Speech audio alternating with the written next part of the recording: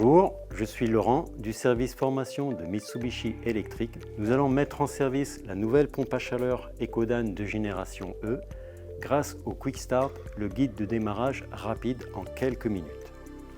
Cette pompe à chaleur est raccordée à une bouteille de découplage qui alimente deux zones de chauffage, un circuit radiateur en direct et un circuit plancher chauffant en vanne mélangée. De plus, une télécommande radio a été installée sur la zone du plancher. Dans un premier temps, nous devons configurer l'installation à l'aide des switches présents sur la carte en s'assurant que l'appareil soit hors tension. Le SW1-8 pour déclarer la télécommande sans fil, le SW2-6 pour déclarer la bouteille de découplage et le SW2-7 pour les deux zones de chauffage. Pour d'autres types de configuration, vous retrouverez l'ensemble des switches dans la notice d'installation. Vous pouvez maintenant mettre l'appareil sous tension et passer à la dernière étape. À la première mise sous tension, après le choix de la langue, de la date et de l'heure, le système contrôle la configuration que nous venons d'effectuer.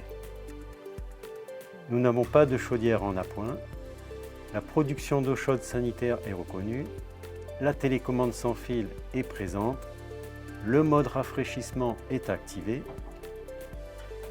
la bouteille de découplage est également présente et nous retrouvons nos deux zones de chauffage, la zone 1 en direct et la zone 2 en mélangé. À l'étape suivante, le système nous demande si nous avons jumelé la télécommande sans fil. Si cela n'a pas été fait, procédez au jumelage en prenant soin de mettre l'appareil en veille. Un tuto sur le jumelage de la télécommande existe sur notre site internet. Nous pouvons donc démarrer le Quick Start. La télécommande a été jumelée avec l'adresse R2. Précisez sur quelle zone elle a été installée et il est bien sûr possible d'avoir une télécommande sur chaque zone. Précisez le type d'émetteur sur chaque zone, radiateur, ventilo-convecteur ou plancher. Il y a deux avantages à cette étape. Le mode rafraîchissement est désactivé sur la zone 1, sur le circuit radiateur, et des lois d'eau ont été prédéfinies en fonction du type d'émetteur sélectionné. Nous avons radiateur pour notre zone 1 et le plancher pour la zone 2. À l'étape suivante, choisissez ensuite le type de régulation sur chaque zone. En mode chauffage, nous avons le mode auto-adaptatif, si une télécommande d'ambiance est présente, la loi d'eau en fonction de la température extérieure et la température de départ d'eau fixe. En mode rafraîchissement, seule la température de départ d'eau fixe était disponible sur les Ecodan de génération D. Vous avez maintenant la possibilité de sélectionner une loi d'eau.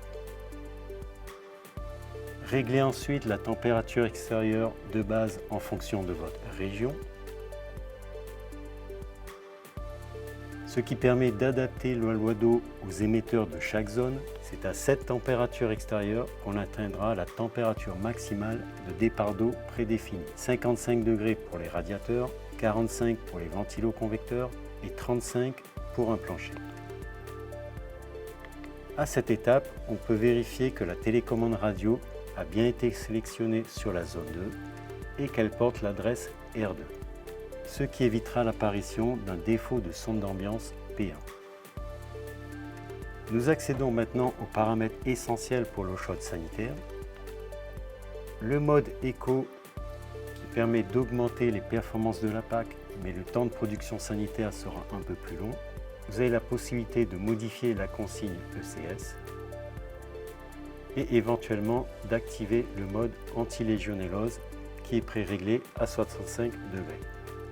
Assurez-vous d'avoir un mitigeur thermostatique sur le départ d'eau chaude sanitaire si ce mode est activé. Vous avez ici les réglages concernant les débits et les vitesses d'eau.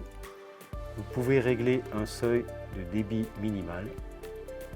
Le cas échéant, une alerte de débit faible LP s'affichera mais l'appareil restera en fonctionnement.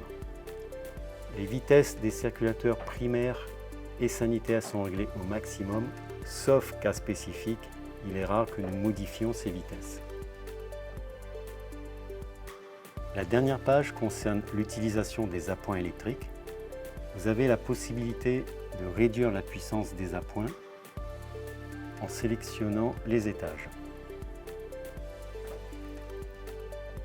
Le guide de démarrage est terminé. Vous pouvez maintenant revenir à l'affichage principal et démarrer votre appareil.